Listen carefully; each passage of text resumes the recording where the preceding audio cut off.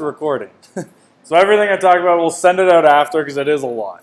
So like mentioned, I'm Andrew Foliato. I run a company called Just Sell Homes. So we're a digital marketing agency that specializes in real estate. So I was an agent for a couple of years. I worked out of Aurora, if you guys know where that is. It's basically the most typical suburb with nothing happening in it ever, but it's great for raising kids.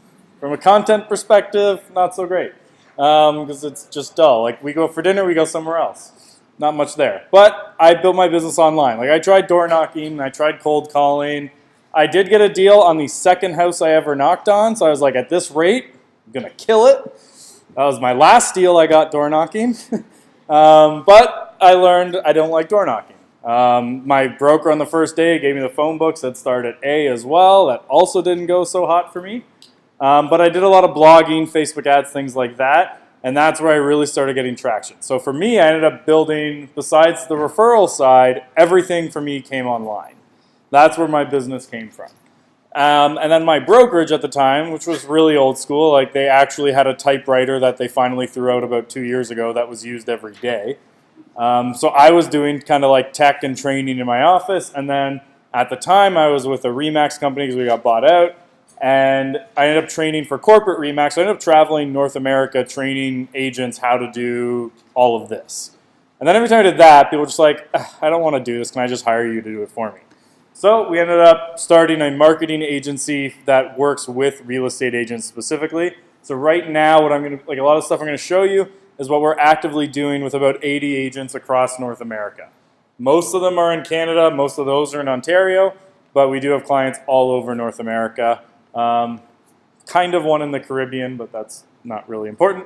But all over North America, so we're going to show you a lot of things that we're actively doing. Before I get started, how many of you have run Facebook ads before?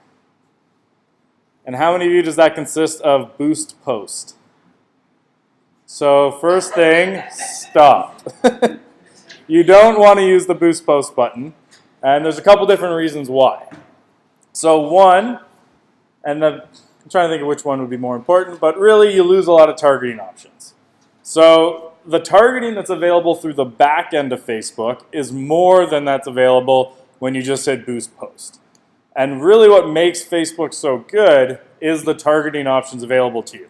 Because Facebook knows so much about you guys, more than you ever want to know, you can leverage that in your ads.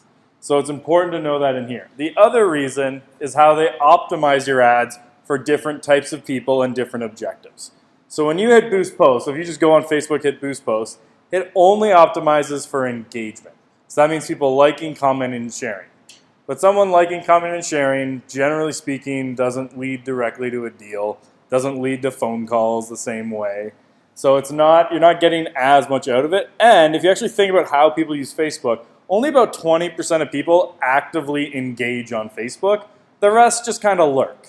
They read and see everything you ever put out. Like I'll have people come up to me and talk about everything that's happened in my life the last 2 years that's been on Facebook, and they've never once engaged with me. I didn't even realize they were still my friend on Facebook, and they followed everything. That's actually the majority of people that go on. So if your goal is to reach that group, when you boost a post, you're essentially leaving them out. Because your boost is meant to get people who are going to engage. Facebook knows who's likely to engage. It's showing your ad to them. So if your goal is something else, you have to choose a different objective. So when you go to facebook.com/ads, or if you're on Facebook, you can click on this little button in the top right, and then come to either create ads or manage ads. That brings you into the back end of Facebook. If you're on an iPad or like a phone, you don't have all the options, so it's best to build your ads on a laptop. You just have more functionality. So when you do that, it brings you here. Yours might look a little different right now. Facebook is currently merging what's called the Power Editor and the Ads Manager into one on a rollout. Almost everyone should have this now, but a few people, you might notice a little different, like the green button here for you might be in the top right. If it's there in the top right, in the next week or two, I would expect it'll be there. That's really the only big difference you're going to notice, so it's really not that big a deal. But the rest of the ad building process is basically the same. So don't worry too much about it. So you just come in and click create ad. So here's why you don't want to boost a post is you have all these different types of objectives you can do with a Facebook ad, and each of them are for different reasons that you can't get with a boosted post. So if my goal is to send people to a page on my website, I want to pick traffic because it's going to take those people who are likely to click on your ad and go to your website and optimize it to get in front of them, as opposed to just people who might comment it. Because think of how many people comment on statuses without ever actually reading the article that was posted. Though it's a very different person than the one who will actually go read it. So it's going to optimize it to send it to the people who actually go read it on your website. Because they know, based on your activity on Facebook, which one you're likely to do. So before I go into all of them, first, app installs, store visits, and catalog sales, you can just ignore. They're not really relevant for real estate, so don't worry about them at all. Brand awareness and reach, there's some value there, but what we've found, we get better results with some of the other ones. So personally, we never use these. You can if you want, but we found we get better results with other things, so for the most part, we ignore them as well. The ones we use are either traffic, engagement, these three here, and I'll go through each of them, and then conversion. So the first one, traffic, it's like I mentioned, you're sending someone to a website. That's basically the entire goal. You're here on Facebook, I want you on this page, on this site, that's all you're doing, you're sending them there. Facebook optimizes it, sends traffic there. When you're beginning with lead gen, like if you have landing pages, things like that, that's the easiest place to start. Because I don't use it personally anymore, I use a different one, and I'll explain why, but it's a bit more of an advanced tactic, so you should start getting comfortable with traffic ads first, with the goal to eventually go to conversions, which I'll explain after. Engagement, that's similar to a boosted post. So even if you're going to boost a post that's on your page, I would still come in the back end and do it through this, just because you get more targeting options and you get a little bit more specific with your ad. So even if you're going to boost a post, I'd still say come in through the back end and do it that way. The only advantage of doing it on your page through that little boost post button is speed. It's a lot quicker to do it that way. So if speed's an issue, you can hit boost. If you have the time, I recommend coming in through the back. You'll find that you'll get better results. Video views, pretty self-explanatory. You have a video, you want more people to watch it, you're going to start paying per view for people to watch your video. What's great about videos is one, and this is not like sharing a YouTube link. Like if you create a video, you never want to just share the link from YouTube. You want to upload it directly to Facebook. Facebook really cares about video, and they want to promote video on their own platform. So YouTube will actually get it seen by less people. But what's nice when you upload it directly to Facebook too, is you can now start running ads to people who have watched certain percentage of your videos. So you'd be like, anyone who's watched 25% or 55% of this video, run an ad to them with a call to action in it. So you can build an audience of people to advertise to based on the amount of your video that they're actually watching. But you can't do that unless you upload the video directly to your business page and then get people to watch it. You'll find the view count somewhat misleading because they count anything that's 3 seconds as a view. But because Facebook autoplays video, that's a lot of people who never actually watched it. So what you want to do in the back end, you can actually go, okay, how many people watched 10 seconds? How many people watched 30 seconds? How many watched 50%, 95%, 100%? That's what you want to look off as the drop-off. Most people lose about 90% of the audience by 10 seconds. So if you're doing better than that, you're on the right path. But if you're not, then you obviously got to make some changes. But have that as your benchmark, that 90% are probably going to drop off after the first 10 seconds. Anything better than that, you're on the right path. Lead generation is a really cool way to generate a lot of leads. There's some downsides to it, there's some upsides to it. So first, how many people here have a website that is either almost none or never has generated them a lead? Oh, you guys all have gotten them off? Sweet, because normally it's half the room goes up. Or you guys just don't want to put up your hand, that happens too, I get it. But most real estate sites suck at actually converting traffic into a lead. And what we found is this negates the need for your website to be any good at that. Because what it does is it actually gets them to become a lead before they leave Facebook. So what it does, when they click on your ad, it pops up a form that's pre-filled in with their contact info. So that the information that they've given Facebook, so their name, their email, and their phone number, automatically filled out on the form, they hit submit, then they can go to your website and check out the listing, for example. So you're getting all that information. They can change it before they hit submit. Most don't. So you're getting normally the right name, the right phone number, and that phone number is usually a cell phone, which means you can text them, which is a great way to respond to leads because it's easy for them to respond and they're more likely to engage with you. Email, there's normally the right. Generally what we find is anyone over 35, it's normally the right email address. Under 35, it can be hit or miss. The main reason for that is like someone like me, like I've had Facebook since university.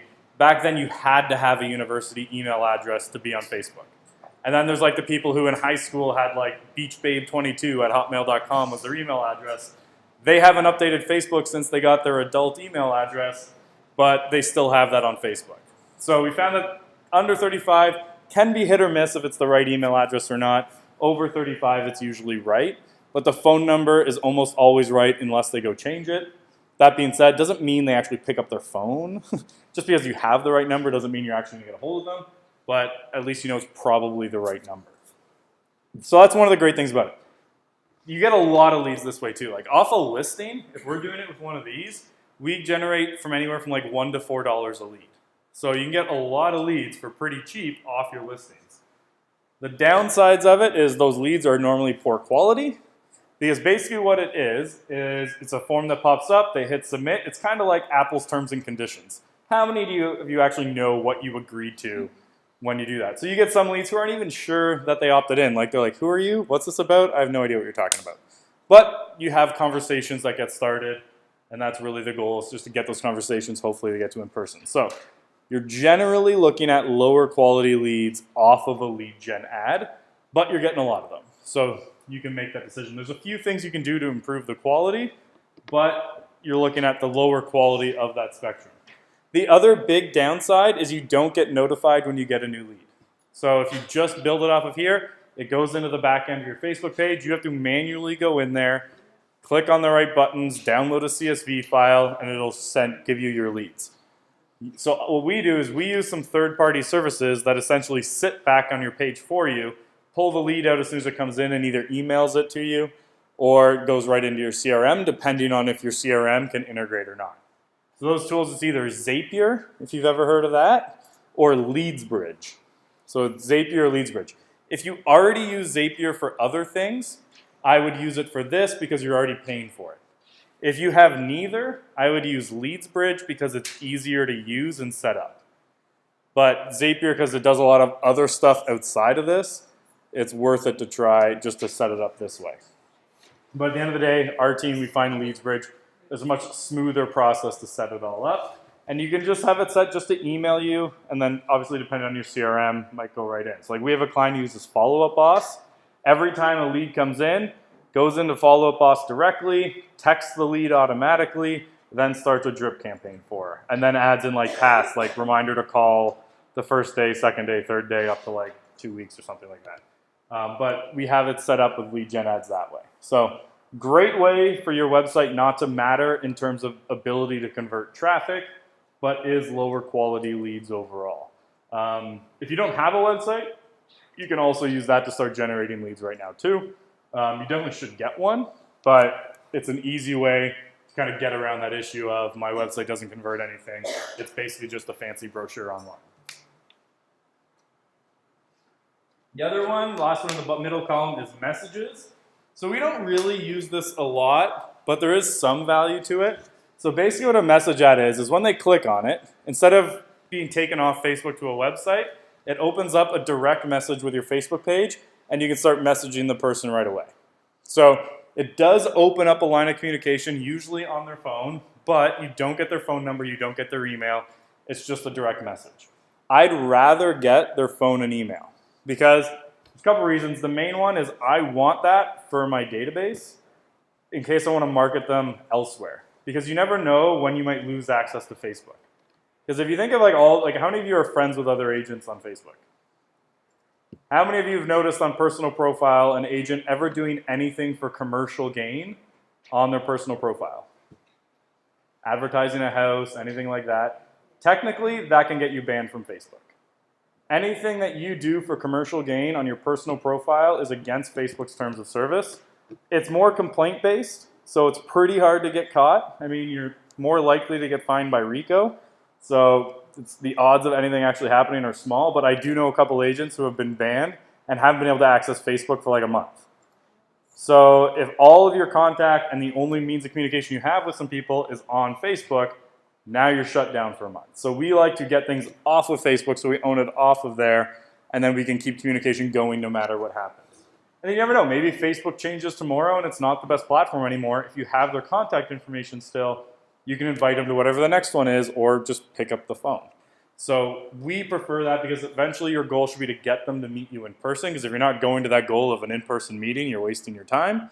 So adding a message to me is just adding a block in the way of getting to in-person, where it's like, Facebook, message, phone, email, or email then phone, and then in person. So messaging is just adding in that piece when you can just go straight from Facebook to phone and email.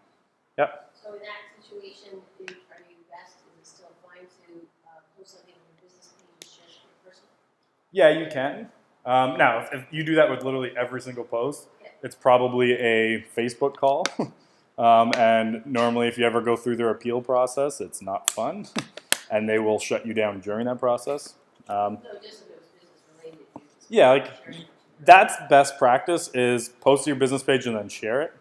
If you're just posting straight to your personal every time, that's more where the issue is. I would guess if you're just doing that for every single post that's ever happened, eventually they're just going to be like, they'll probably get you. Thank you. Appreciate it. So that's where it's kind of a gray area. But again, like Facebook, their appeal process is so annoying. Sometimes it's better. And you can even find ways around it by just not being overly salesy about it. Like we did one where we shared one, it was just like a really nice kitchen. So we just had our client write, based on our personal profile, like we just listed this house and I'm in love with this kitchen. Didn't say contact me to book a showing, didn't say anything like that, but my client we just listed this house for a client with this amazing kitchen. You know how many people then messaged, oh, where is this? What's the price? That's technically not for personal gain. They're asking you.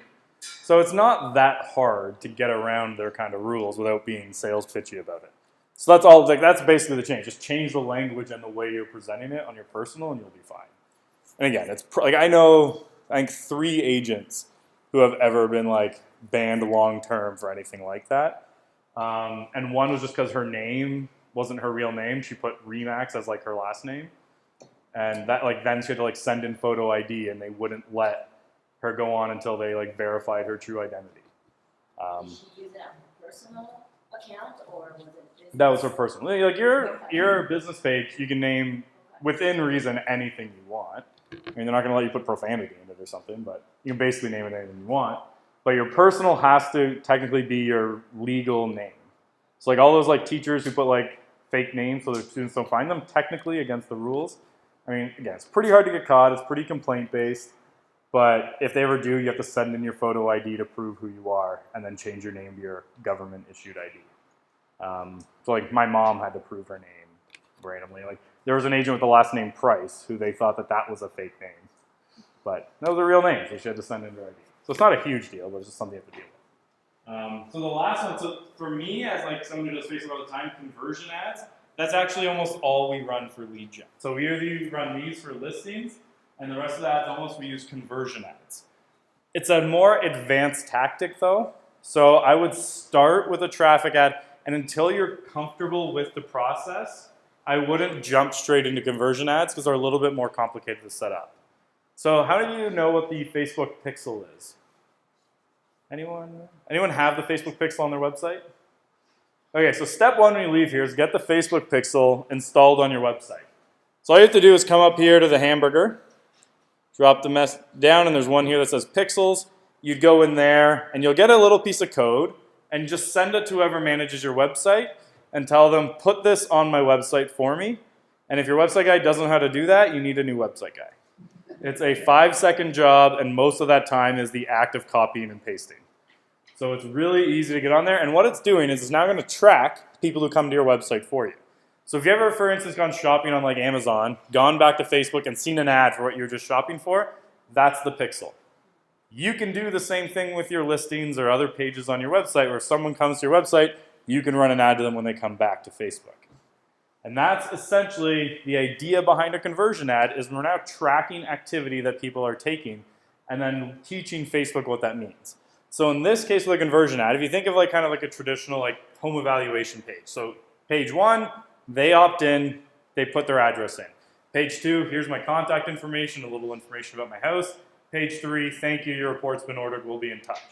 A conversion ad, you're gonna tell Facebook, anyone who comes to the thank you page, the only way for them to get there is if they've become a lead.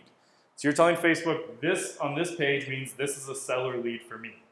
After you get about 50 leads, Facebook now knows what a seller lead is to you.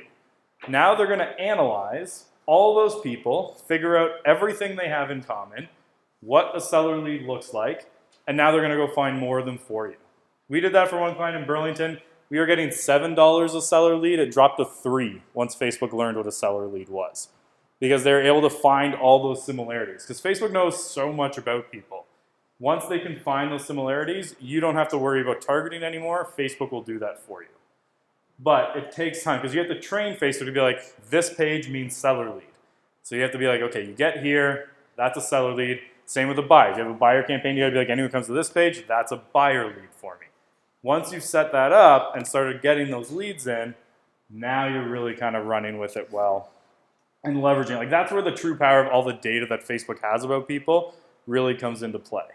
Because like it's almost scary how much they know about you. If you want to play a fun exercise, Google apply magic sauce. You can upload your Facebook profile to it, and they will tell you based on your Facebook profile more about you than you want to know. They'll tell you your relationship status, your political affiliation, your religious affiliation, are you gay or straight, and like they'll break it down. Like you're this percent conservative, this percent liberal, this percent libertarian, this percent not involved. And when I did it, that was the single most accurate representation of my political views I've ever seen in my life. It's pretty impressive what they're able to figure out based just like things you like on Facebook. They will get a bit wrong. So like for instance, because when I first got Facebook like 12 or 13 years ago, the first 2 years of that I was single, a lot of my likes on Facebook were back then, so they thought there was a 60% chance I was single based on my profile. And then the other stuff, most of that rest of it they got right. Like they were like, okay, based on what you're doing, you're likely straight. But then they tell you why. And that's where it kind of gets interesting because you can start seeing why they think the things they do. So they're like, you like the show 24, so you're likely straight, but you also like Modern Family, so that might bring it a little bit more onto the gay side. And then they start basing on things like that. Fun fact, Wu-Tang Clan, straightest thing you can like on Facebook. And then it'll even be like, compared to the average user, here's your intelligence level based on what you like. That was an interesting one. So one of the things that makes you seem more intelligent, which I did not expect, was liking the show 24. And then if you like The Rock, puts you on the other end. I would have thought that those were pretty even. But then things like Dexter puts you more on the more likely to be gay side. I would have thought that would have been on the other side. Like, it was interesting how they looked at all these and put them onto those brackets. But all they've really done is just analyzed millions of profiles and found those similarities. So like, how many of you have done one of those like quizzes like, which Disney princess are you? That's a lot. I'm Ariel, by the way. But every time you do that, you're giving your data to someone to find out that information. That's all those quizzes are to them, is a play to get your data and your information. Because now they're going to take all those people who say they're Ariel, all those people who think they're Belle, and they're going to find all the similarities about their profile, and then they're going to run them. And then they take that data, they're able to repackage it and sell it. That's the entire goal of those quizzes. So really, if you don't want people knowing information about you, don't do any of those quizzes. Or you can actually go back after and get rid of their permission. If you go into your settings, you can remove it. But once they get it, they've had it. Really, the only thing you're doing when you go and take it out is they don't have continued permission in case you make any changes. But yeah, if you want to know what Disney princess you are, just know that they're taking your information and using it for a commercial gain. So it's a lot of fun. But they're fun quizzes sometimes. Other times it's depressing. Like the one, like, what are my kids going to look like? Turns out they thought my kid would be a ginger Liberace. Thankfully, they were wrong. So we're going to just, for today's example, we're going to pick a traffic ad, just because that's like an easy one for most people to get started with.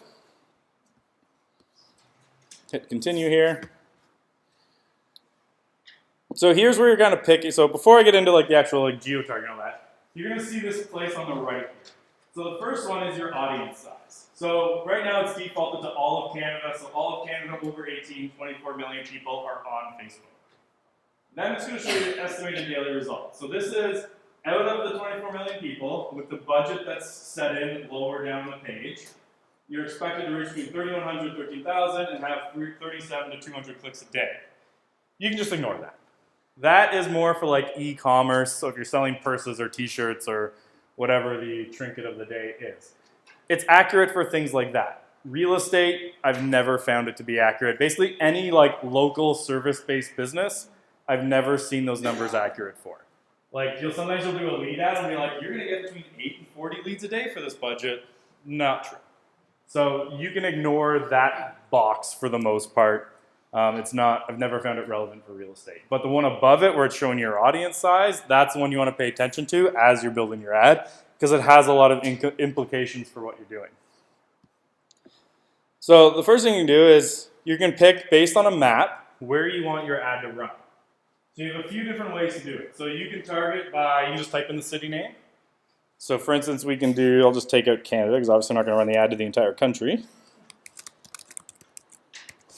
I'm going to pick St. Catharines. So the default when you type in a city name is to the city name plus 25 miles. You can drop that down to 10 miles. When you choose a city, the lowest you can do is a 10-mile radius, or you can just say current city only. Then it's just the city limits. So right now, people over the age of 18 who live in St. Catharines on Facebook is 120,000 people. So you at least know that's only there. So that's one way to target here. The other thing you can do is you can go by address. So for instance, we go 33 Maywood. And it defaults to 10 miles, but when you type in an address, you can go more specific. You can go down to a 1-mile radius. So if you have a listing with a seller who's always asking what the hell you're doing to market their property, you can just run an ad to their house. So every time they go online, they will see an ad for their house. If you really want to make it next level, find out the address of their office. And every time they go on Facebook at home or work, they will see an ad for their listing and it won't cost you a lot of money. If you really want to make sure they always see it, send them to the listing on your website first and then retarget anyone who went to check out that listing on your website with an ad. Yeah. Yes, you can put as many as you want. So like, for instance, we had a client who does military relocation. We put in every single military base. So if you step foot on any military base in Canada, you are being hit with an ad. So you can do things like that. So that's how we do it. One is like the seller thing, just to kind of appease the problem seller. And what you can do, like if you know your seller's like 40-ish, you can now run a 1-mile radius between anyone between 40 and 45. Now you know for sure they're going to see that ad.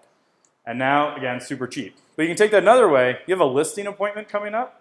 You want to talk to them that you do Facebook marketing. The week leading up to your listing appointment, blast their house for $50 with ads about your services.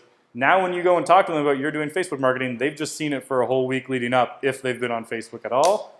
And Facebook in Canada has about an 85% adoption rate. So there's a pretty good chance they're going to see it if they've gone on Facebook that week. So it's a really easy way to kind of make sure you get in front of people. You can also do it based on postal codes. What was the one here again? I forgot. L2R. You told me that in the last one, but I forgot it. So you can only go based off the first 3 digits.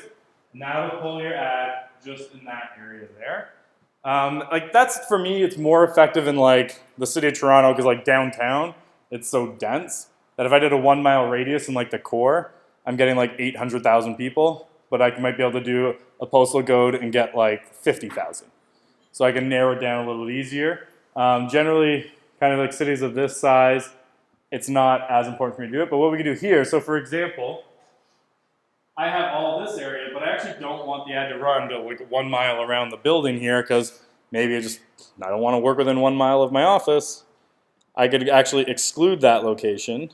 Now, it's going to run to everyone in here except for that one radius there. So like if there's a part of town you don't want to work in, like if anyone knows Newmarket at all, there's a part of town called the Dog Patch. I don't want to work in the Dog Patch, so we always excluded the Dog Patch from being in our ads. Great name, the Dog Patch. I'm sure the people who live there really like it. So you can pick and choose. You can drop as many pins.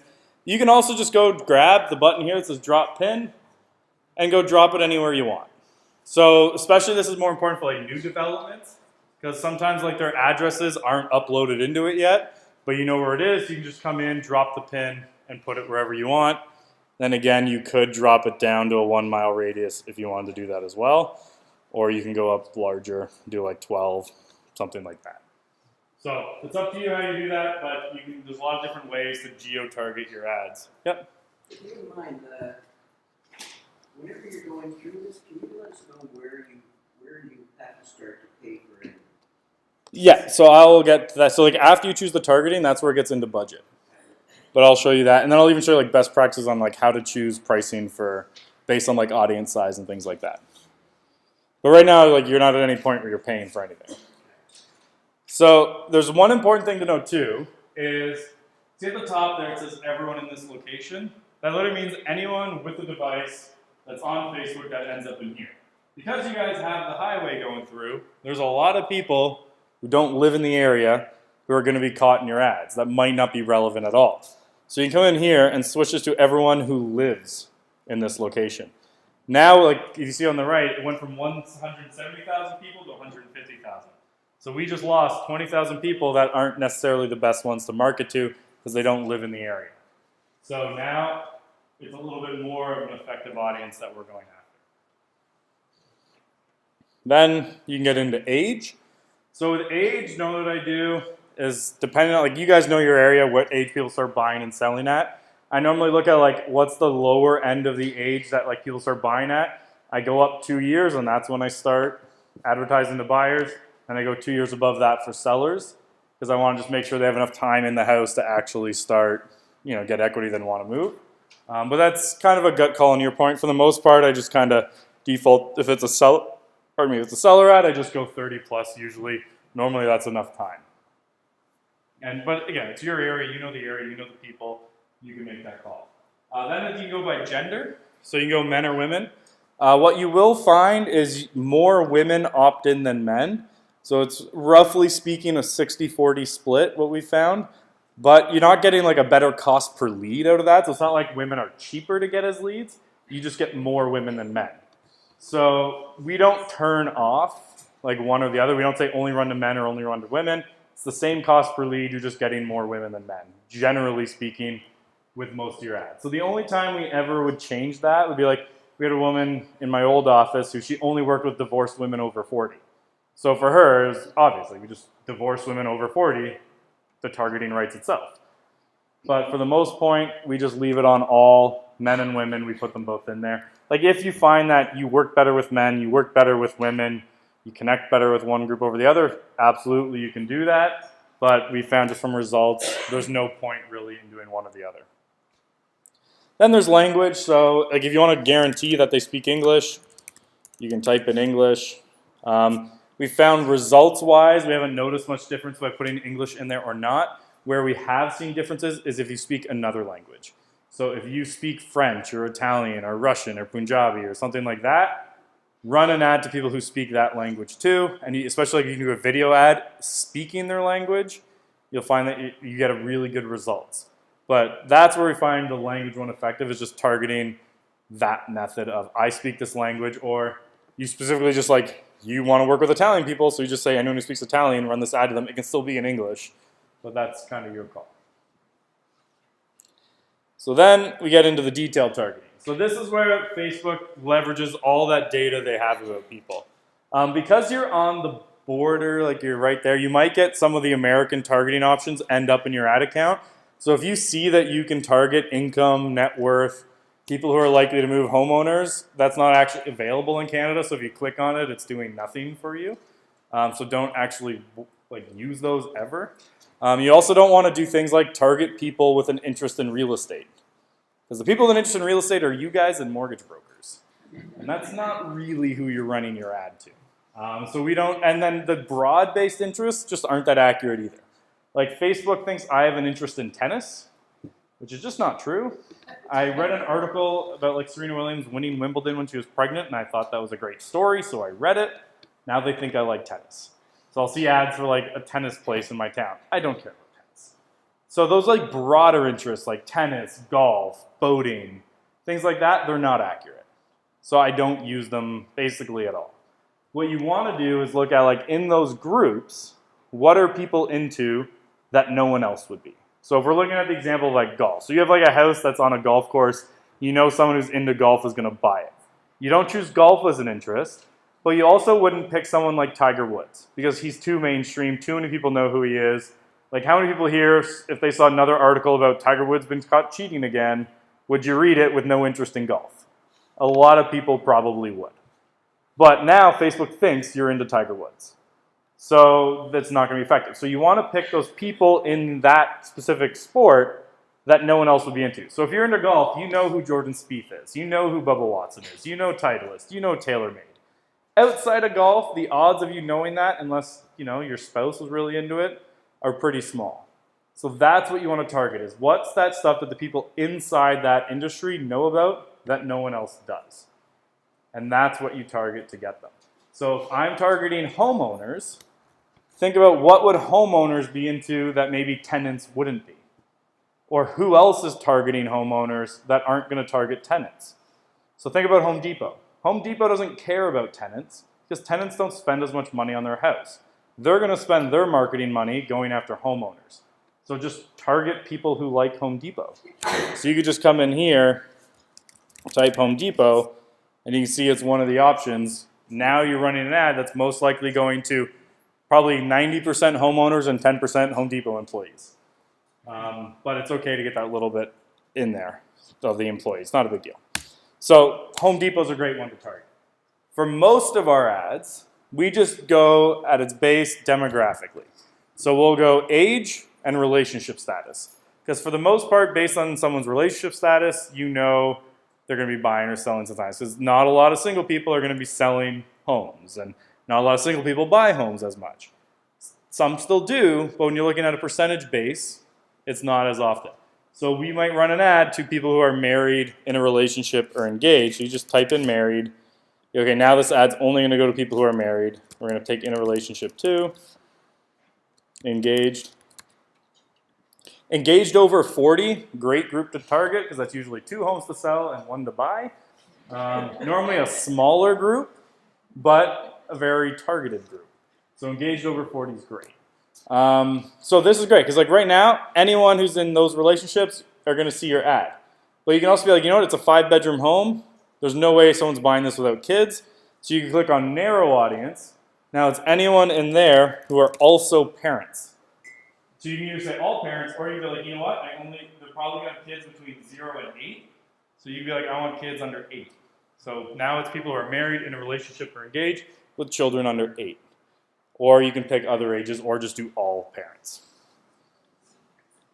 And now your ad's going to be really specific. So now we have 18,000 people who are married, in a relationship, or engaged with kids. Again, much more specific audience that we can go after now that you couldn't. And now like it's way more relevant to them. So that's how we like to do that. Now, how many people here who are like married or in a relationship or anything don't list that on Facebook? It's probably because like, I don't list that I'm married on Facebook because my wife's a parole officer.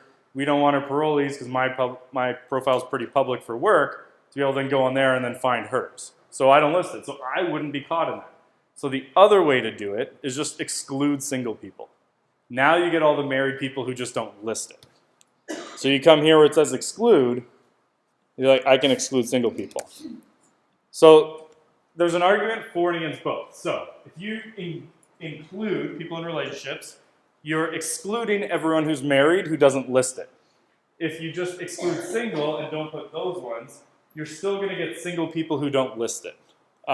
We found the results haven't been that different in either one, but sometimes just if you're on the edge of your audience is too small to target, sometimes you just pick one or the other just to make sure you have enough people in the audience for Facebook to target. But again, the results haven't been too different from one or the other. For the most part, just because it's quicker to do and easier, we normally just exclude single people. Because that just excludes people who openly say that they're single. Those are generally not as often people who are buying and selling real estate.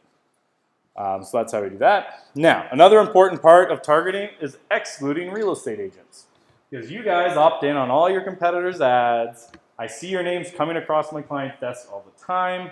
So we have to take steps to make sure you guys don't see them. So the same principle is like when you're looking at golf. How am I going to exclude real estate agents? What are agents into that nobody else is? So, because I'm not going to do job title, because if I went onto all your business pages right now, I bet all of you have a different job title, even though it's only supposed to be broker or sales rep. There's probably 30 different ways that you guys list your job title. I can't go by employer because you're not going to list your brokerage as your employer. You're probably listing your own business page as your employer. And then you can't target each of those individually. So now we're looking at what is a real estate agent into that nobody else here is. RICO. If you're not an agent, you don't care about RICO. So I would exclude anyone with an interest in the Real Estate Council of Ontario. Added bonus, RICO doesn't see your ads. But you didn't hear that from me.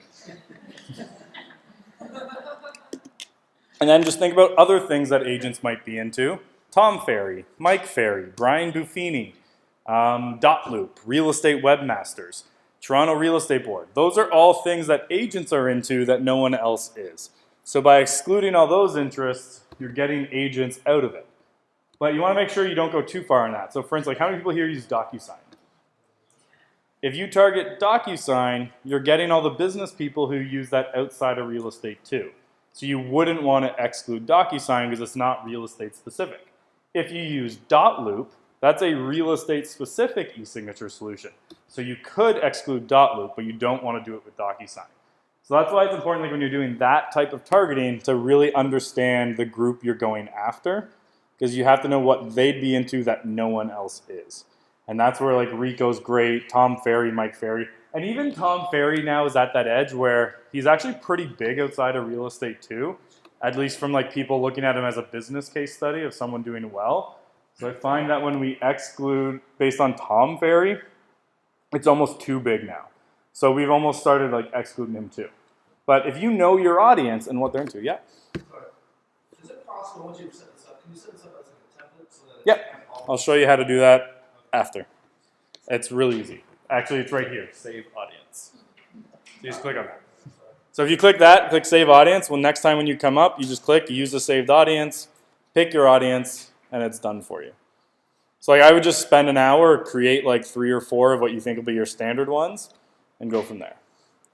So if you know who you want to go after, think about basically, they're called the 3 Fs. So who do they follow?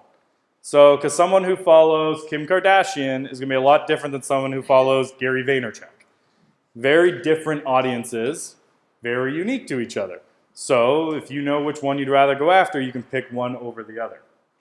So it's just thinking about who they're following. Like, is it Tony Robbins? Is it like a Leafs player or a basketball player or something like that? Like, know who people follow, and you can now just piggyback off that audience to get them.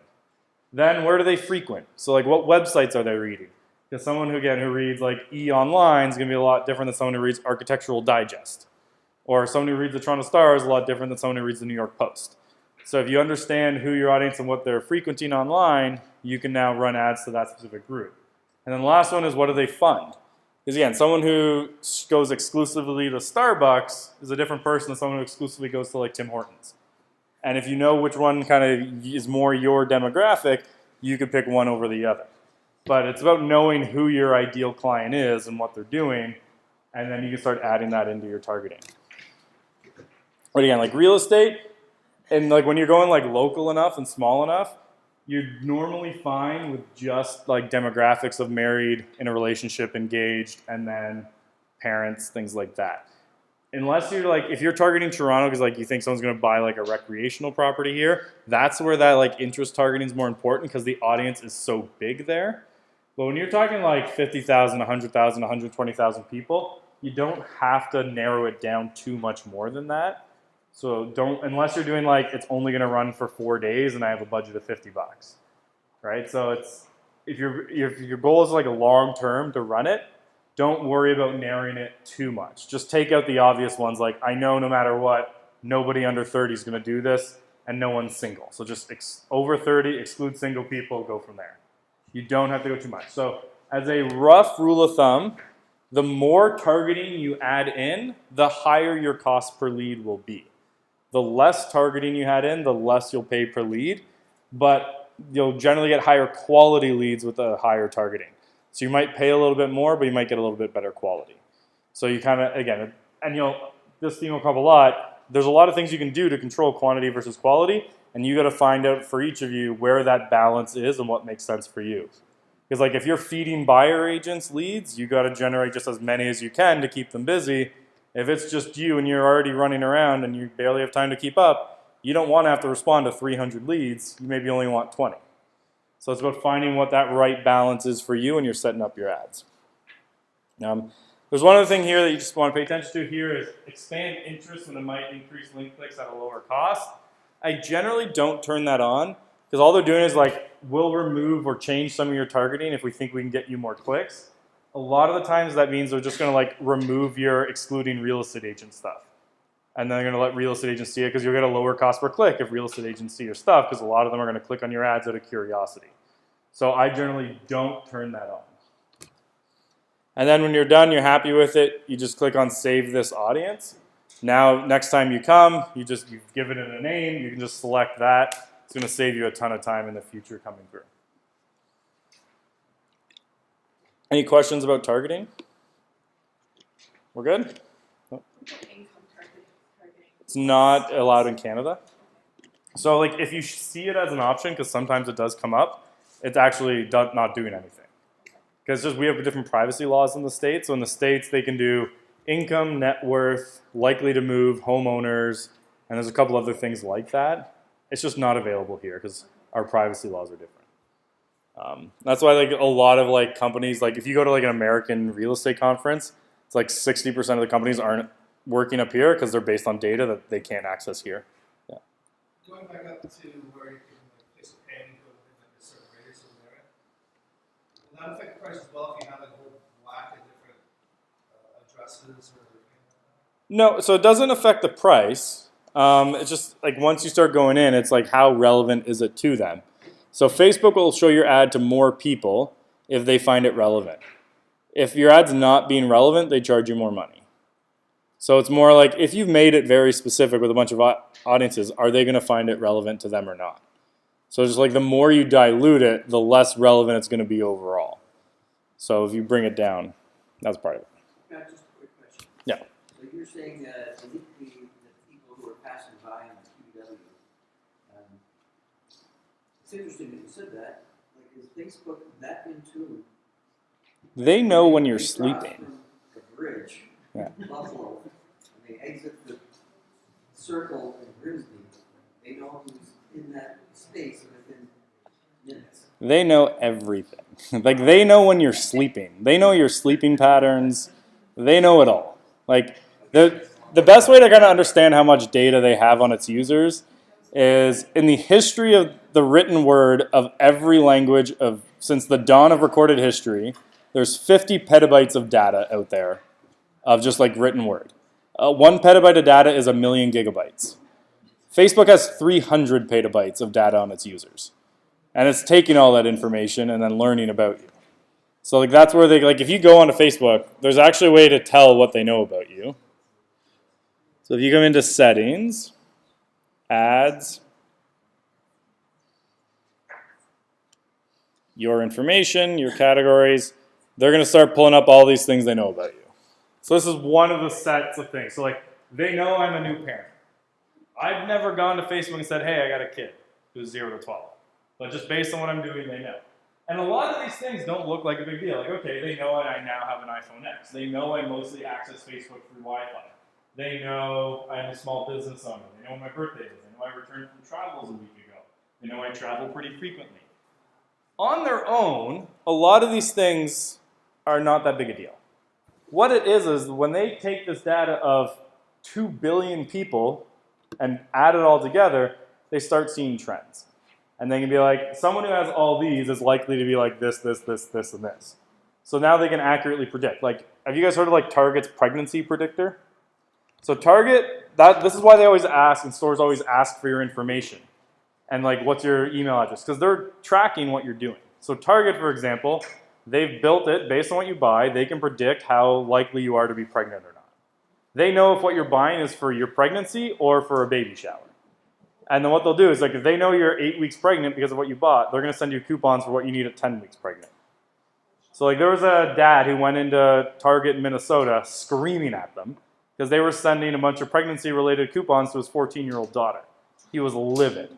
He had to go back 2 weeks later to apologize. It turns out she was pregnant.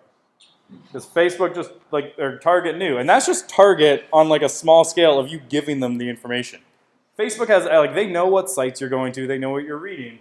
It's something like 35 to 40% of all divorces now cite Facebook as one of the reasons.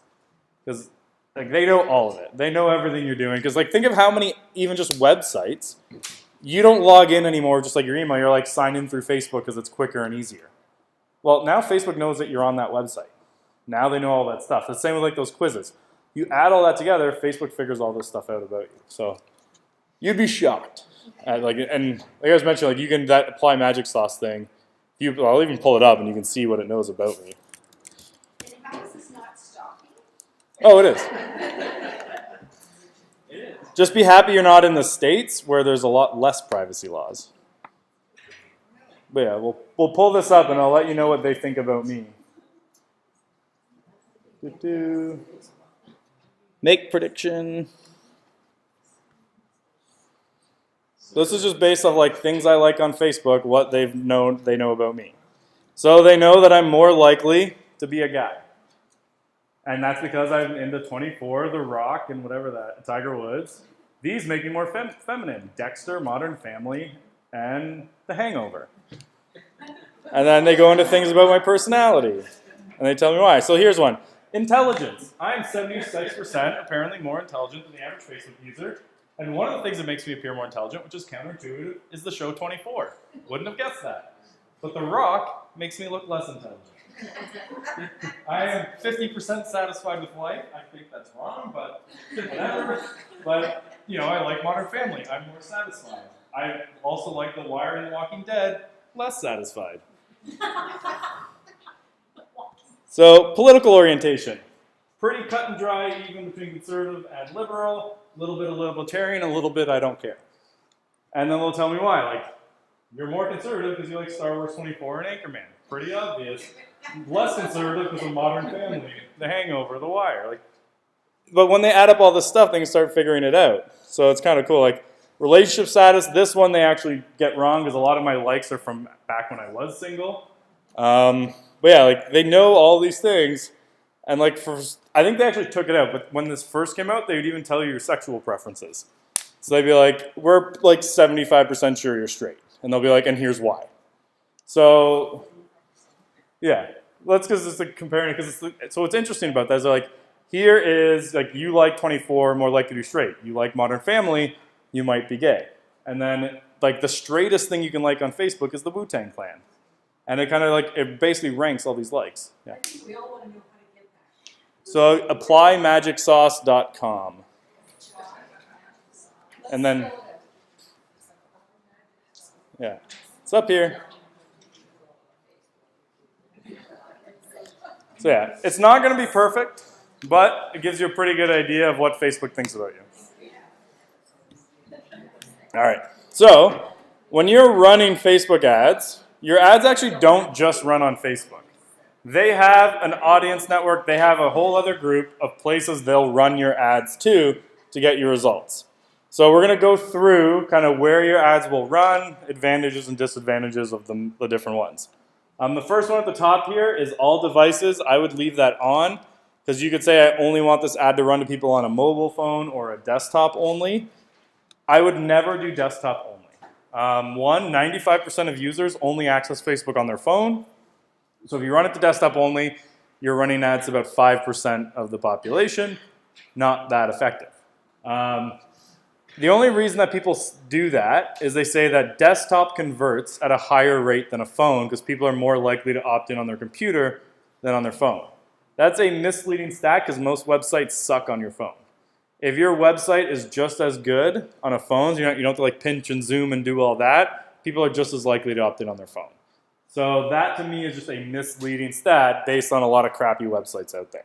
So like we had a client and they had a coach, like a really old school coach who's like, his entire method was just cold call a lot and I'm gonna call you and check in on, are you still cold calling? He had heard that desktop converts better. So he's like, tell your marketing guy to turn off mobile only. You'll get way better leads if you just do desktop. I said no, but eventually it's their coach. They listened to him. So we went from getting about 10 to 15 seller leads a day, switched to desktop only and went to 0. Because we lost 95% of our traffic and people just weren't opting in anymore. So we would either do mobile only or all, but we just leave it on all. Like the only time you'd ever do mobile only would be if you're like advertising an app that only works on phones, they don't work on a computer. But you're not doing that in real estate, so all is what we leave. So the first one, the most popular one, the one you always want to run is a Facebook newsfeed ad. So these are the ones when you go on Facebook, they just look like a regular post, it just says sponsored underneath. Those are the ones you always want to run with the odd, like, unusual exception of like one ad here and there. They're always going to be your best performing ones. They're going to get you the most leads, get you the most engagement, get you the most traffic. The next one, instant articles. So this is a mobile only ad type. And if you've ever, a lot of people don't actually notice it's there. But if you've ever like seen an article that in like the bottom left corner of the link, it shows like a little lightning bolt. If you click on it, it loads instantly. You don't like go to a website, wait for the page to load. It just slides across the screen and it's there. That's because the publisher went on Facebook and preloaded their article for you. So if you click, it loads quicker.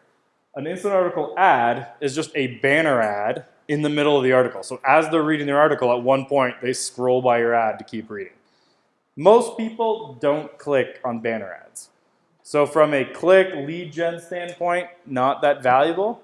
Where it is valuable is branding and retargeting. So if someone's been on your website and you want to like follow them around the internet with your ads, there's value there because they're always going to see it.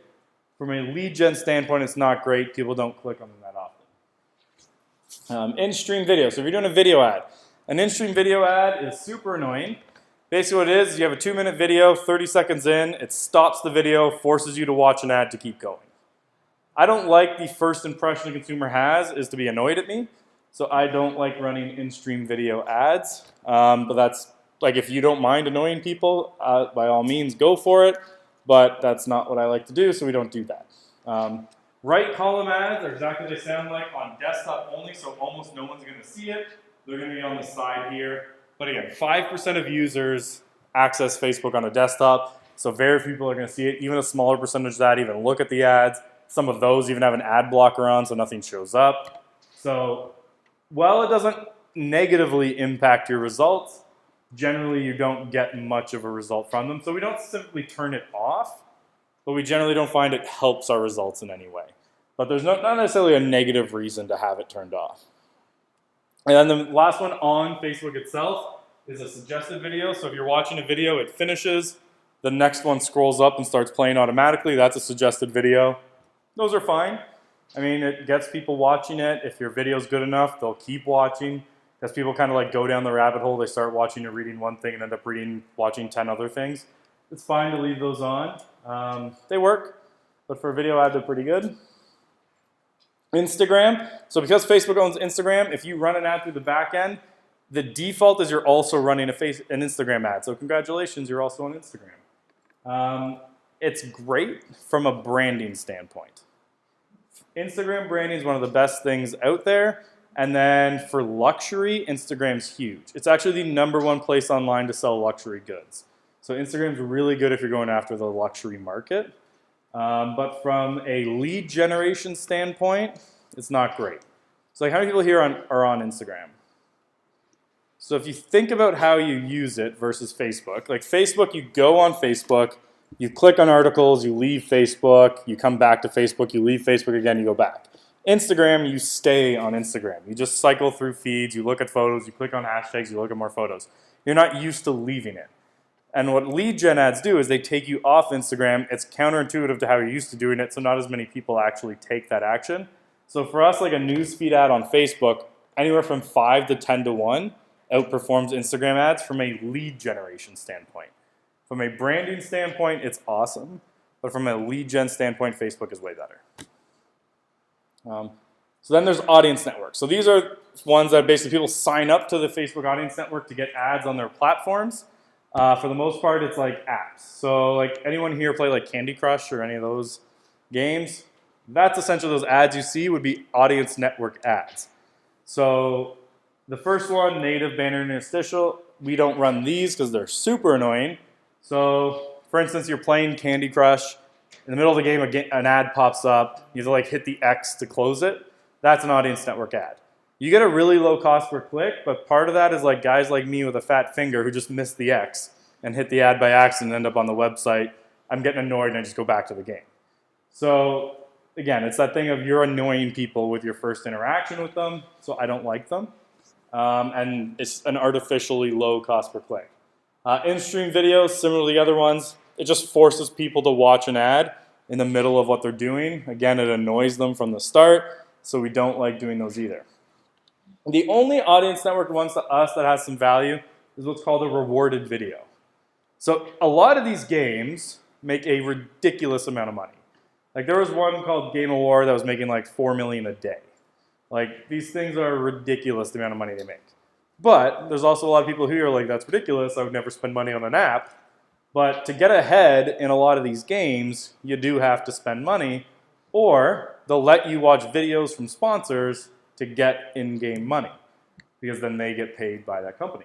So what a rewarded video is they will force someone to watch 30 seconds of your ad, but then they get a reward for doing it.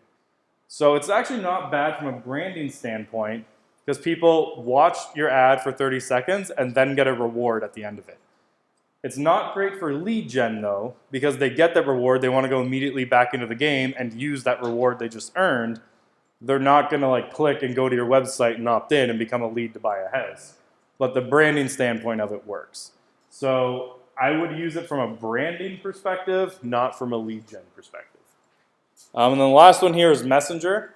So the Messenger home one here, this is like when you're scrolling through your contacts in Messenger, and like they'll just between a couple contacts, you'll have a banner ad displaying. Similar to other banner ads, people don't really click on them that much. Half people don't even realize they're there because they're just scrolling quickly looking for a name. From branding, it's not bad. Lead gen, it's not good. But a lot of times we end up just turning it off. And the last one here, sponsored messages, you can basically ignore that one. Basically what that is if a bunch of people message your page, you can pay to have a message automatically send out to everyone who's ever messaged your page. 99.9% of real estate agents do not get enough volume of messages to their page to make it worth it to pay to send a message when you can just manually do it yourself and add that personal touch. Like even like a real estate agent page that was huge was like 10,000 that we were working with. At 10,000 likes, they got about 15 messages a week, but like 10 of those were mortgage brokers and photographers. So they only had like 5 actual messages a week. If you're only getting that much, just manually add that personal touch and you'll get a better response. It's more meant for like Starbucks who might get like thousands of messages a week. They're not responding to thousands of people that way. So a simple little, send an automated message makes sense for bigger companies. For real estate agents, other local businesses like that, just do the personal touch. You'll get a way better result. There is the option here to like restrict your ad to like only people on an Android, only people on an iPhone. Not much point. Like that's again for like app developers. If your app only works on an Apple, why would you run an ad to someone who has an Android? It just doesn't make sense. So for real estate, unless you like really know that you want to work with people like who have an Apple phone and shop at Starbucks and wear H&M clothes, like you're really down, like narrowed down on your ideal client, I would never even look at that. We just leave it on all. The only thing here that's kind of worth looking at is only when connected to Wi-Fi. What that does is it'll only show your ad to people when they're connected to Wi-Fi. The value there is if you have a video.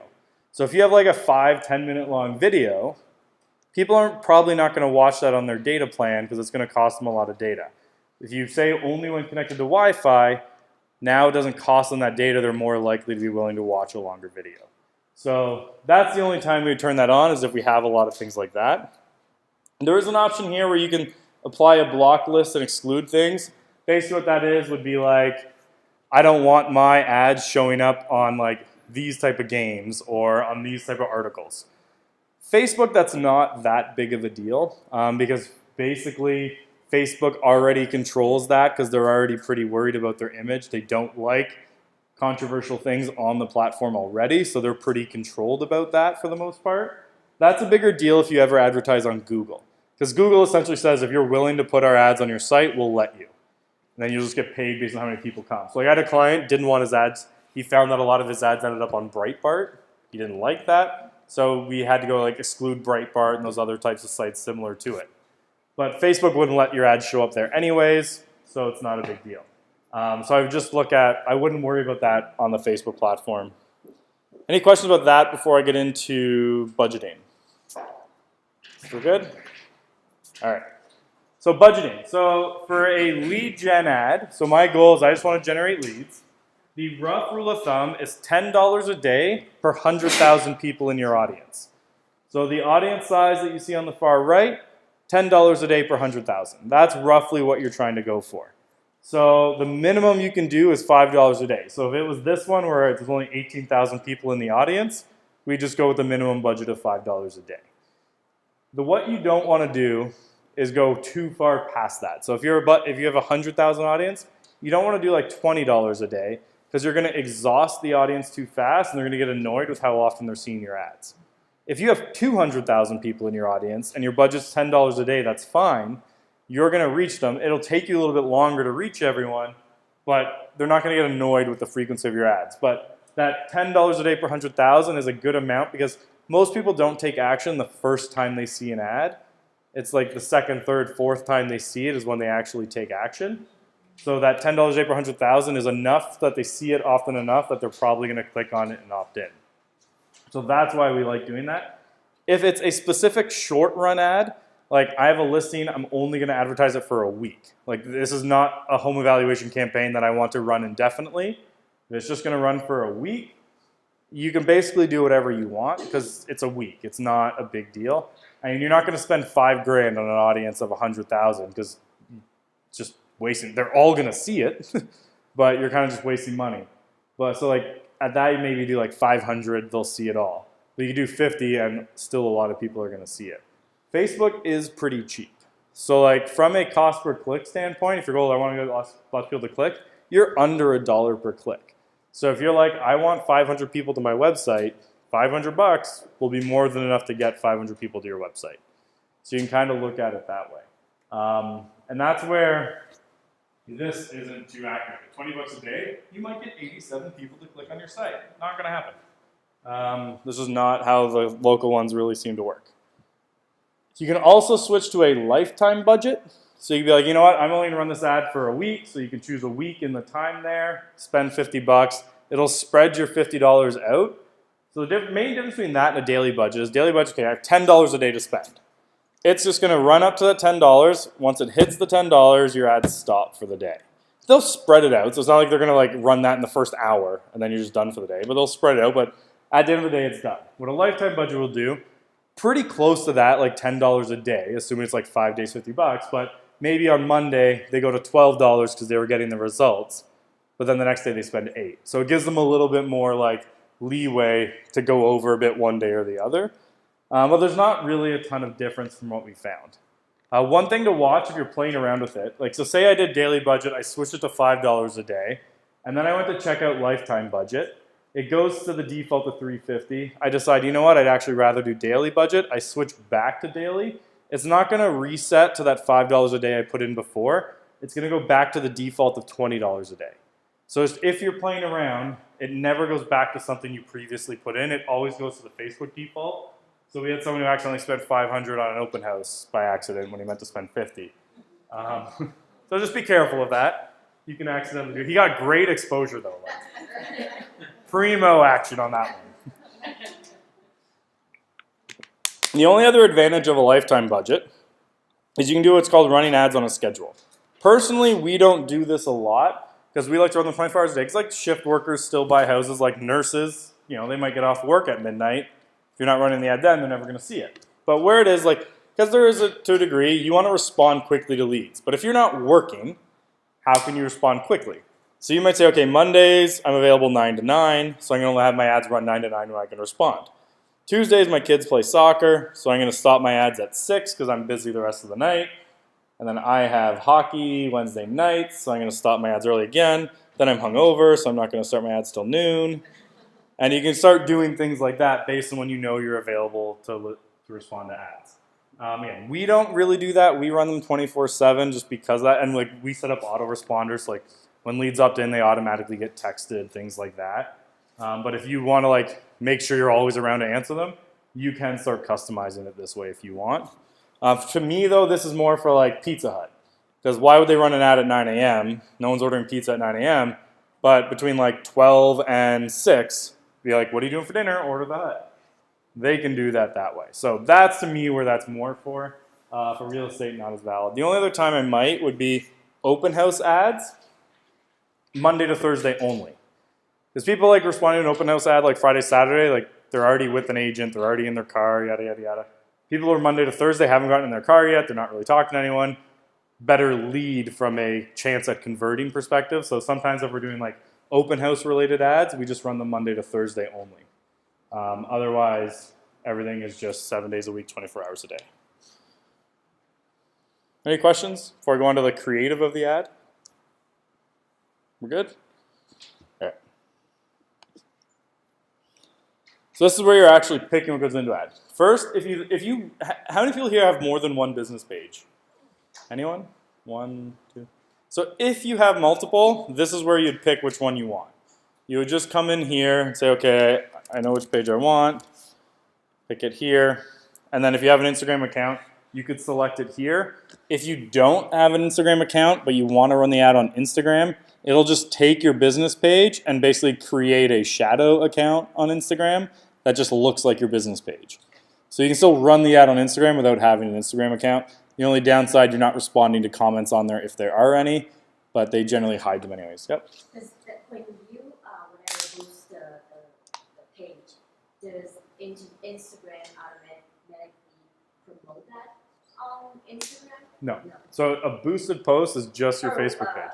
When you do it through the back end here, if you choose Instagram as a placement, it will go on Instagram for you too. Yeah. So you don't need the Instagram account to advertise there. So here's the different types of creative you can put on an ad. So the first one is carousel. So you've probably seen them. It's just like little cards. There might be, 3, 4, 5, 6. You can scroll through different cards when they're going through. You can get a really low cost per click with these.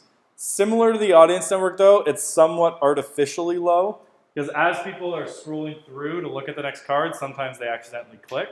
So it's somewhat of a misleading low cost per click. We don't generally run carousel anymore because we get better results with other ads. There's really only 2 main reasons we run carousel ads now.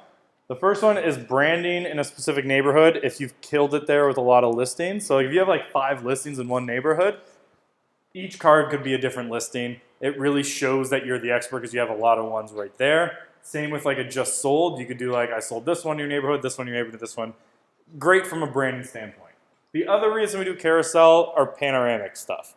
So if you have a really nice panoramic shot that like, the lake spreading across, to put that in a single image ad, it kind of looks stupid because you got to like crush it into a little thing. It doesn't look right, kind of gets that fisheye look. Whereas what you could do with a carousel is you could break it up into like 6 different cards, and then as they're scrolling across the cards, it scrolls across the panoramic. It looks really cool when you do it that way.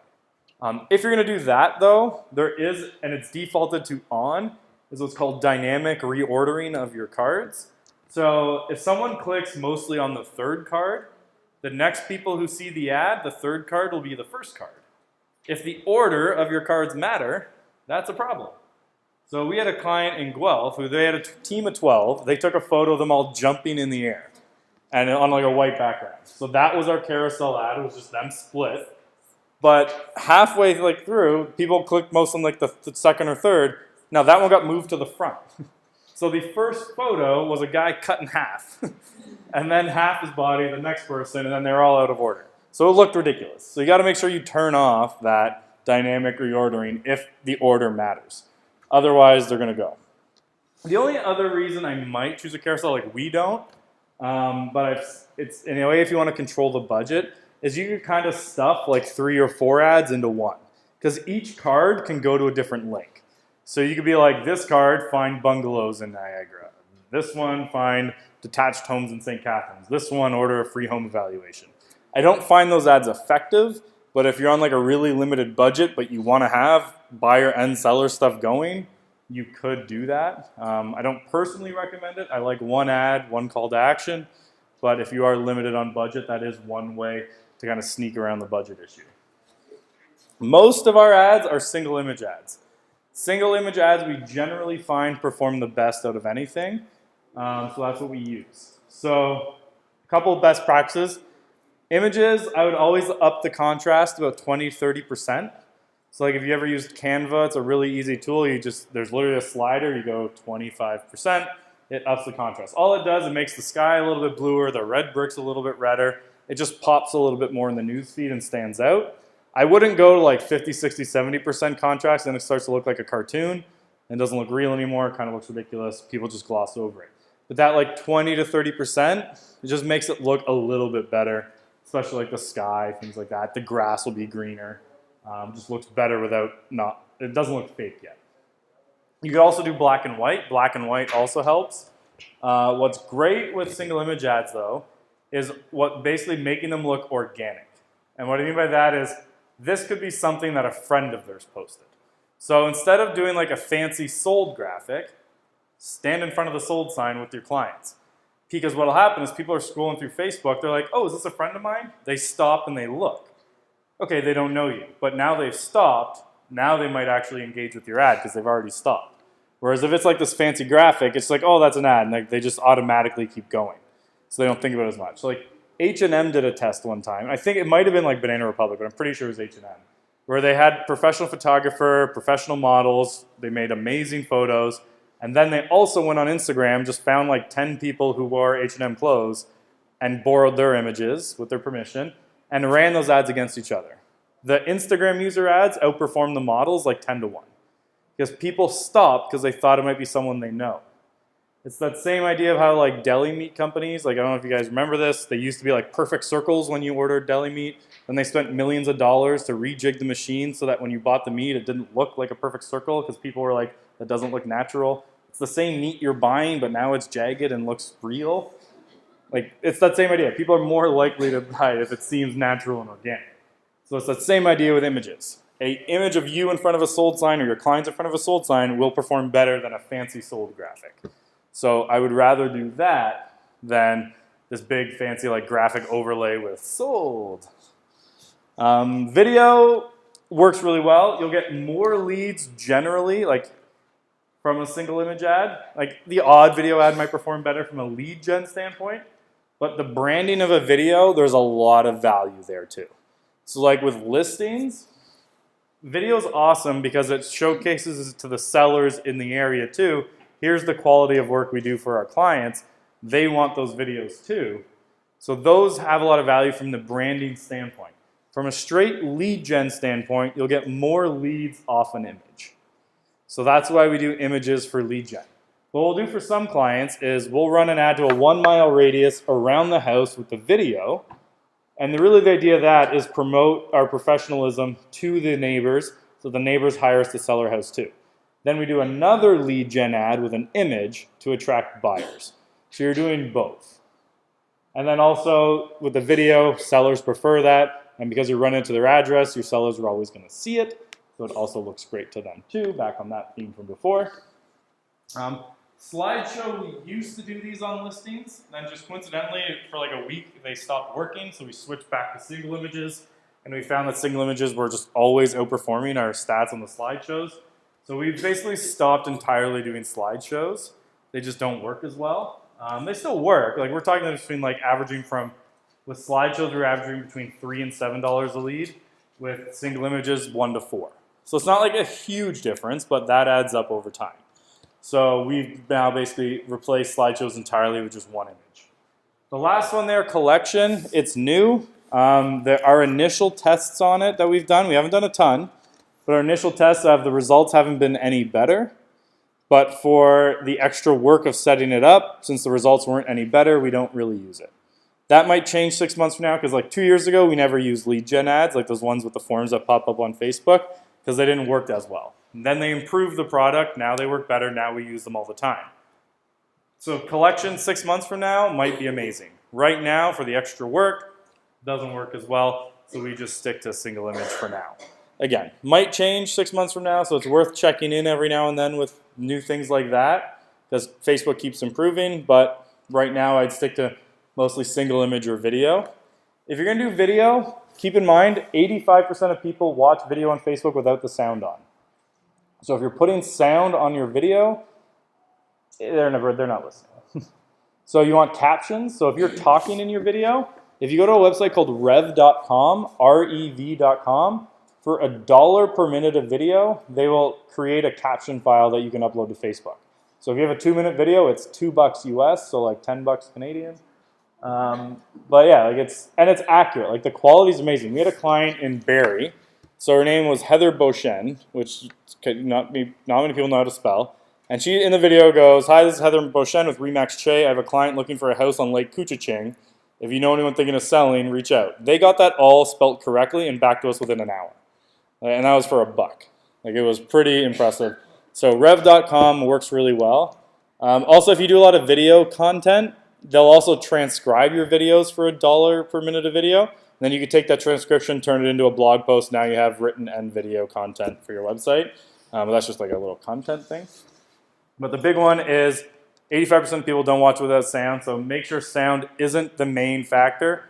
So it's better to have like text in your images, things like that. And sound should be more just like a background music type of thing that just, it's not essential. It's just a nice thing if they turn it on, they get a little treat. We'll go back to single image. So I generally don't recommend stock images. I'm just picking one so there's actually an image in the ad when we do it. If you do have to use a stock one though, there is one on Facebook, stock image, that works better than all the others, and it's this one. It's because this is just a really nice house. People like it and they want it. Now, it's important to keep in mind that the house you pick looks like it could actually be in your area. There's an agent advertising in Aurora that had palm trees in the desert in the background. I don't know if you guys know the Aurora climate too well. Palm trees and desert is not it. So, but like you don't think of the specific as like, is that specific type of tree here? People aren't looking that closely at the trees in the background to be like, oh no, like birch isn't there. That's a pine. Like that's not that big a deal, but it's like, if it's a palm tree, they know if there's palm trees in their area. If it was desert, like they know, like that house doesn't look like there's a basement. Like, right, like there's little things that might throw it off.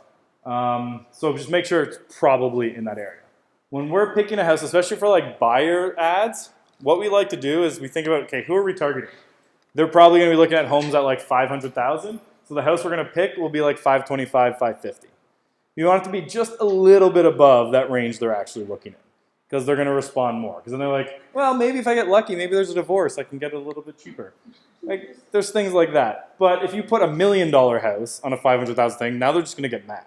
So they're like, there's no way that's ever going to be in my budget. But a house that might be in the right circumstances, or maybe it's a dump inside, and the inside's really nice. So that is where we found that sweet spot, is just slightly above what their actual budget is. Or if we're targeting first-time sellers, we're going to put a house that's just a little bit nicer than the average first-time seller home. So that's all you're looking for, is know who you're targeting and just go a little bit above with the picture of the house. So the next part is kind of counterintuitive. So when you think about how people are scrolling Facebook, they scroll with their thumb, and so like they're going to see this first, and they're going to come down. So you'd think they see the text and the image and the headline, but that's not how people actually scroll on Facebook. People scroll really fast. Like people on average with their thumb travel 300 feet a day. It's a true stat. Facebook knows these things. But what they do is the image is what stops. Because they're going so fast, the image is what stops them. So they see the image first, then they read the headline, then they'll come up and read any text here. So your image has to be something that stops them. That's why those organic ones that look like maybe it's a friend of theirs that posted work so well, because they're stopping to see if it is a friend of theirs. It's not, but they've already stopped. Now they're going to read this, then they're going to read the text you put. So your image has to be something that gets them to actually stop and look at your ad. So if you're looking at it and be like, would I stop and look at this? If the answer is no, then you probably don't want to put that as your image.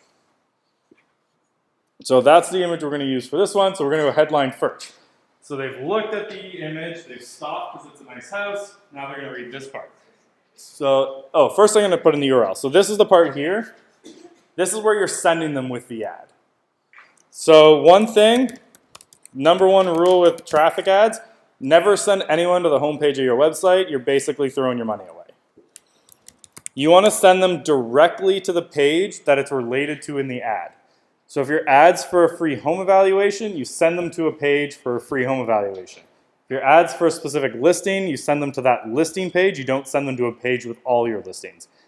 Whatever your ad talks about, it should go directly to that page related to it, because otherwise they're going to leave pretty quickly because they're not seeing what they're expecting to.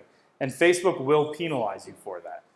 Facebook's tracking how long someone spends on your website before they come back to Facebook. The shorter that time is, the less relevant they know your ad was to them, the more they'll charge you for the next people to see it. If they spend 5 minutes on your site, then come back, they're like, oh, he loved that site. The next person who sees it, you're going to pay less for them because it's relevant. Facebook cares about how relevant people find their content because they know if they find it relevant, they're going to stay on Facebook. If they stay on Facebook, Facebook makes more money off them. So your ads also have to be relevant to the people seeing them. So you go directly to like the home eval page if we were doing a home evaluation ad. What I like to do with the headline is tell them exactly what they're getting. So here would be a free report. What's my home worth? So you just like literally just don't try to get like super creative. Just literal, what are you getting on this page? Like what is this ad giving you? Throw in a question mark there. And don't overcomplicate it. It's not a big deal. You just put in what they're getting. Then you come up here. So now that they've looked at the image, oh, I can find out what my home is worth. Now they're coming up with the text. So what you use the text for is to narrow down your ideal client. Because someone who clicks on this, I don't care about someone who just wants to know what their home is worth, because half those people have no intention of ever selling. They're just curious what their house is worth. The text in the top part, the goal is to narrow down to people who are actually thinking of selling their homes who might become a client. So every part that you're typing should speak to that ideal person.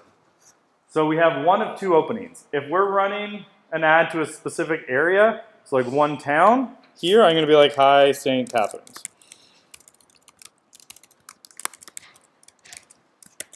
Now, because if you live here, this is also going to make you pay attention a little bit more because it's local. Because you're used to seeing ads for like Coke, which go all over the world. This is very local, you're more likely to stop. If you're running an ad to multiple areas, the second line that I'm going to put, just make your first line. So here what we do is now we're going to ask a question that gets a yes from our ideal client. So who's our ideal client in this case? It's not someone who wants to know what their home is worth. It's someone thinking of selling their home. So we're going to put thinking of, considering, thinking of selling your home. And then just to make it stand out a little bit more, I'm going to throw in a house emoji. If you're going to put emojis in, 1 to 4 is kind of that right number that we've tested. More than that, and we find it gets kind of cartoony. With the right audience, cartoony looking ones can still work. If you're going to be putting emojis in your ad, just know what they mean. Not all emojis are what you think they are. An eggplant, not an eggplant. A peach is not a peach. Like, if you don't get that, just ask someone who's laughing right now, and they'll explain to you why they're filthy. But know what they mean before you put them in. A house, pretty self-explanatory, it's okay. Just avoid the eggplant and the peach, and you're probably okay. So, now, thinking of selling your home, our ideal client said yes. Now we're going to tell them what they're getting. So now we're like, now you can order a free home valuation report.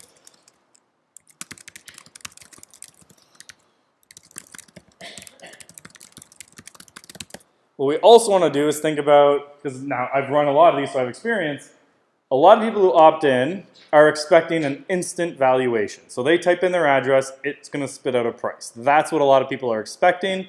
That's not what's going to happen. And even if you have one of those, they're never accurate, really. Like, even the best one in the world, the Zillow's estimate one, is a 4% margin of error. And that's the best one in the world. So like the ones in Canada are like an 8 to 15% margin of error. That's a big swing on a house. So they're not accurate. So what we do is we just say that. We'll just say this is not an automated valuation. Those are often inaccurate. This is a custom-made report by a local professional.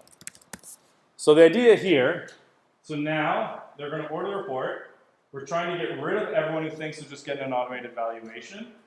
And then we say this is a custom-made report by a local professional. The idea here, one, position you as the expert. But two, custom-made, we're trying to get rid of those people who are like, oh, it's not a big deal, it's automated, it's not wasting their time. When you say custom-made, they think you're more likely to be doing it by hand. You eliminate a few people who are worried about wasting your time that had no intention of selling. You'll still get some people who just don't care, but at least you're narrowing some of them out. And that's what you're trying to do there. So you're just trying to, again, break it down to the people who are likely to be clients. Then, what has actually done a ton for increasing the amount of people clicking on our ad might be the simplest tip you'll ever get for writing an ad.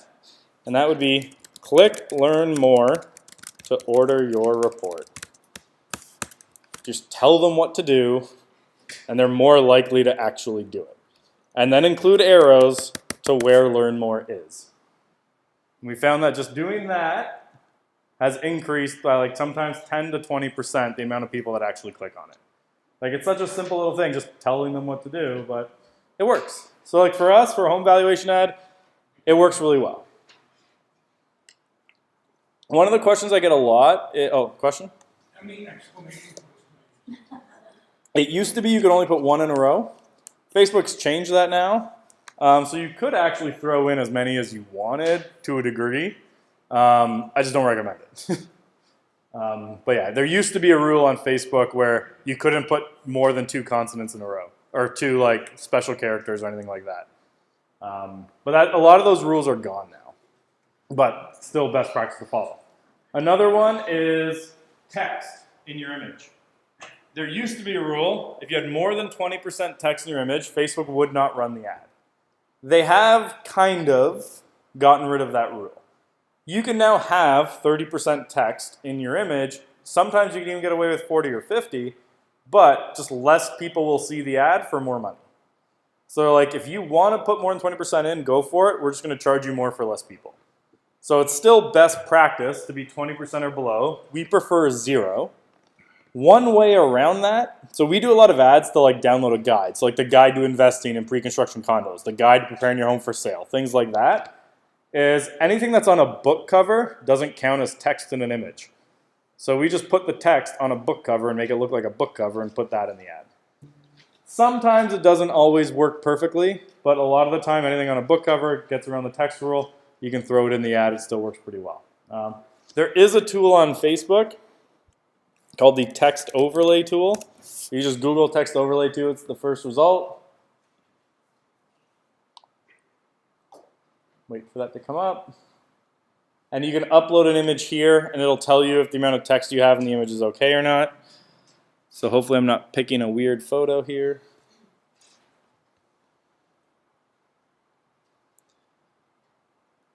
Wait for it to upload. So for instance here, you can see there is quite a bit of text in here, but they probably think that's a book, or it's an iPad in this case, so it's okay. Whereas otherwise, that's more than 20% text. So in some cases, you can get around that by having it be like on a screen or on something like that. And that's also meant for like, if you have a t-shirt that's most of the screen, they don't want the t-shirt to count against that because the t-shirt, what the text is on it, is relevant.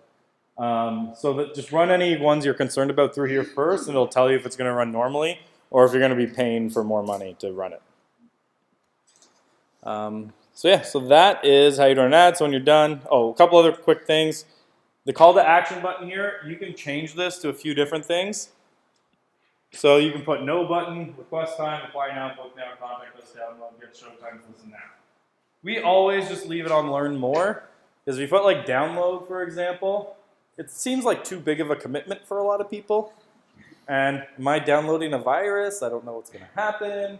People get a little bit more nervous. Same with sign up. So learn more, it's very non-committal. It's just like an easy, I'll learn more about that. If I don't like it, I won't opt in. But download's a commitment.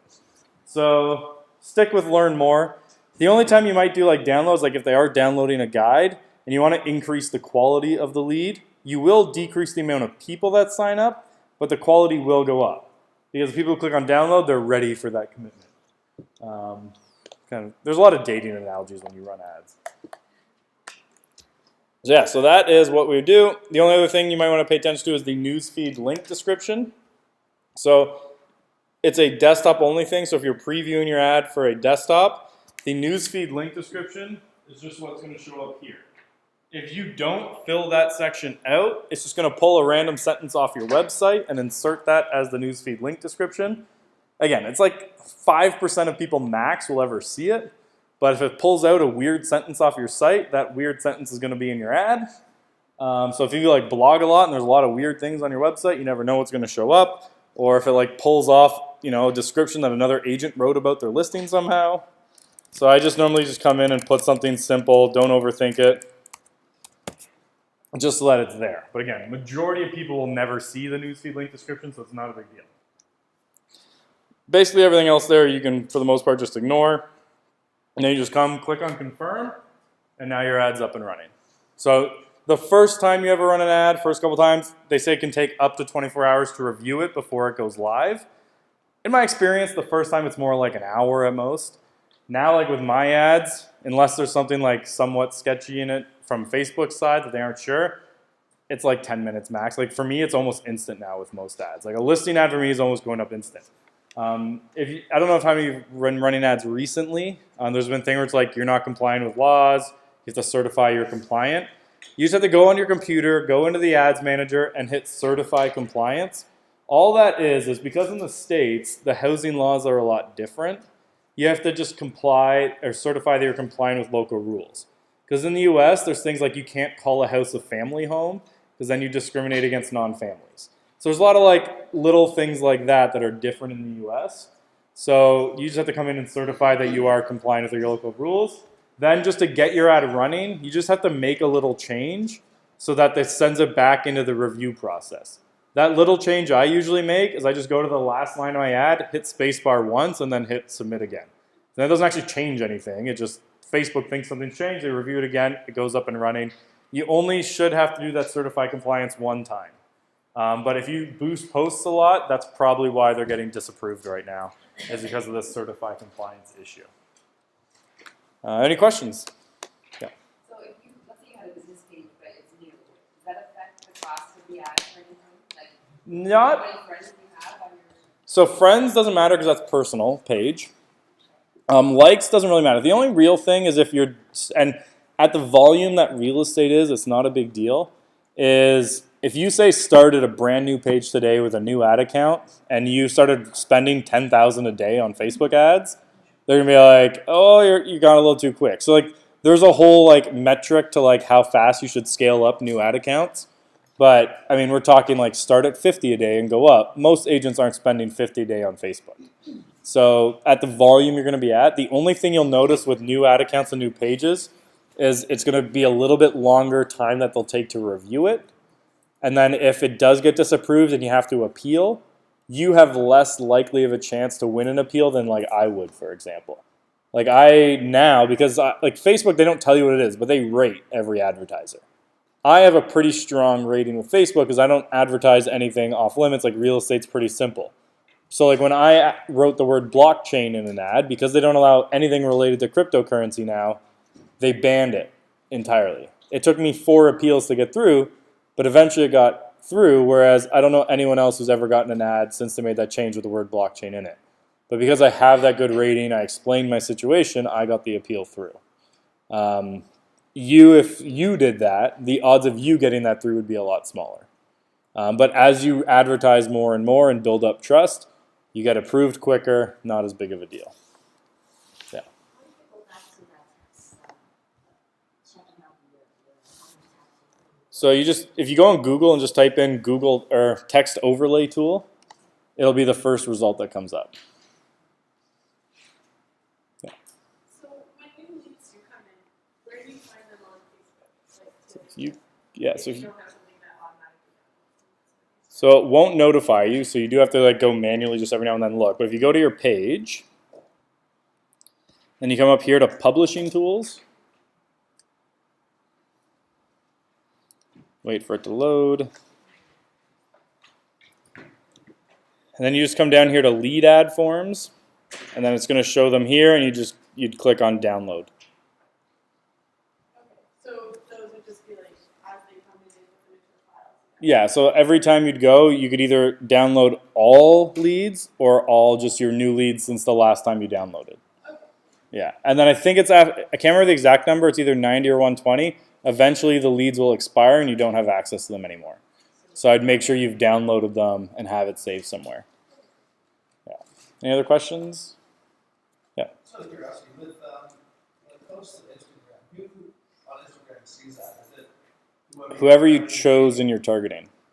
Oh, it's okay. Yeah, so like if it's someone who's over 30 and married, List that I no. No, like you can run an ad specifically to people who like your page and things like that. But normally it's just better to pick based on demographic and targeting. Same kind of demographics for Instagram as it is. Yeah, and because like most people have their accounts linked, even if they're not on Facebook that much, the data carries across. Yeah. Any other questions? Yeah. Awesome. Well, thanks for coming, guys. Appreciate it. Okay.